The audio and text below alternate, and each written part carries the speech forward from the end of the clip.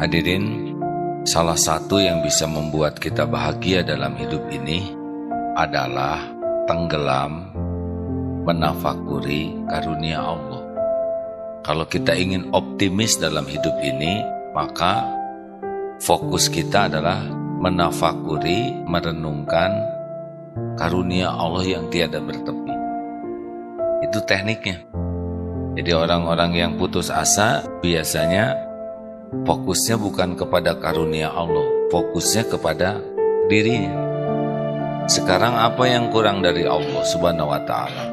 Kita tidak pesan jadi manusia sebagaimana monyet tidak pesan jadi monyet, tikus tidak pesan jadi tikus, nyamuk tidak pesan jadi nyamuk. Jadi kita jadi manusia nih benar-benar keberuntungan. Coba kalau kita jadi nyamuk, stres. Alhamdulillah, jadi manusia. Tidak jadi pohon, tidak jadi batu. Ini bukan pilihan kita jadi manusia.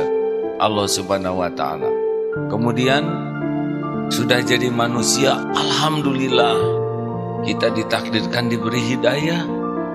Tidak semua manusia yang Allah ciptakan diberikan nikmat bisa mengenal Islam dan jadi Islam. Alhamdulillah, kita ditakdirkan bisa syahadat. Itu pasti hidayah dari Allah. Sudah kita jadi Islam, alhamdulillah kita ditakdirkan berada di lingkungan yang Islamnya ini bisa membuat kita nambah iman. Dekat dengan masjid, dekat dengan majelis taklim, dekat dengan orang-orang yang mengingatkan ke Allah, itu nikmat hadirin. Karena ada beberapa saudara kita berada di lingkungan yang jauh dari masjid, jauh dari majelis ilmu, jauh dari orang-orang yang membantu mengingatkannya. Alhamdulillah kita dekat dan aman. Indonesia dibalik segala kekurangannya, kita harus syukuri negara kita ini aman. Bisa ke masjid tanpa terhalang. Bagaimana di luar? Ada yang tidak aman. Di Cina, di Kashmir, di Myanmar, banyak tempat. Ya kita tidak mensyukuri penderitaan mereka, tapi kita mensyukuri nikmat yang Allah berikan kepada kita. Jangan lupakan itu hadirin.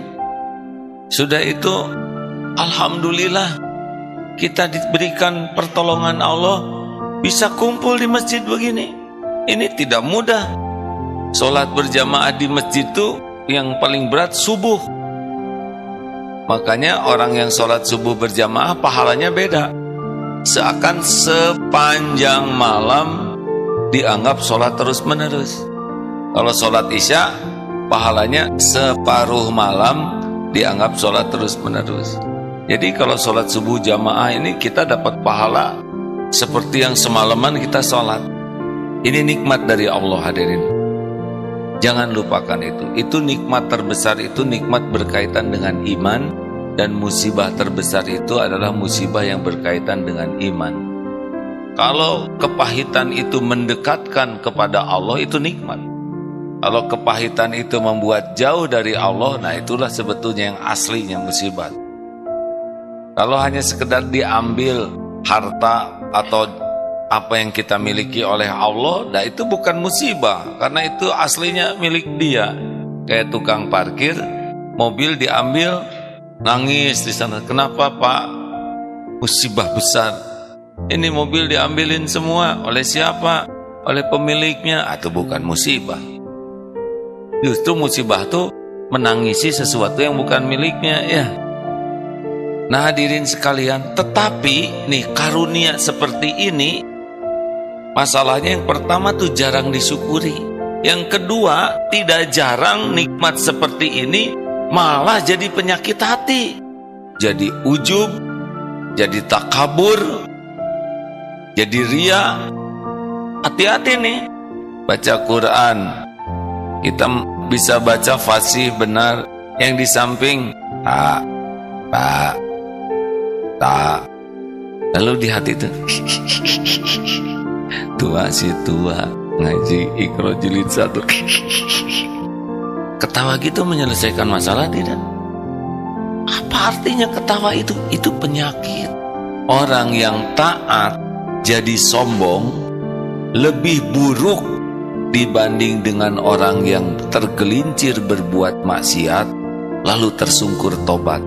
Di sisi Allah misalkan ada berdua, ini satu ahli masjid nih, rajin ke majelis taklim, rajin pengajian, tahajud. Yang satu lagi jarang ke masjid, bahkan bikin dosa, tapi suatu saat ke masjid dia terseduh-seduh, nangis di masjid ini, ampun, memelas, memohon ampunan. Yang satu cuman ngeliatin dengan meremehkan yang ahli ibadah, yang ahli maksiat tobat di sampingnya, betul-betul remuk hatinya, hancur hatinya meminta ampun. Innallaha yuhibbut tawwabin wa yuhibbul mutatahhirin.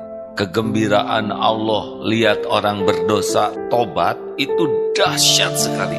Orang yang bergelimang maksiat jadi tobat itu bisa kedudukannya melesat di sisi Allah. Hati-hati nih, yang sudah diberi nikmat taat kemudian jadi ujub. Ujub tahu tidak?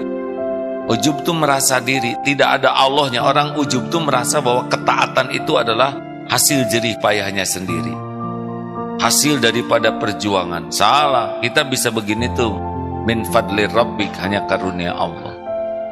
Orang yang ujub tuh heran diri, dia lagi tahajud lihat yang lain tidur, dia tidak apa-apa, cuman gitu ya, gitu.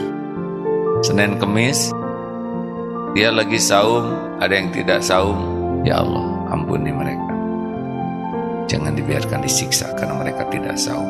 Ujub, nggak ngomong nggak apa, tapi hatinya tuh ngangkat sendiri. Kalau orang takabur, dua, batarul haq wa ghamtun nas, mendustakan kebenaran dan menganggap remeh orang lain.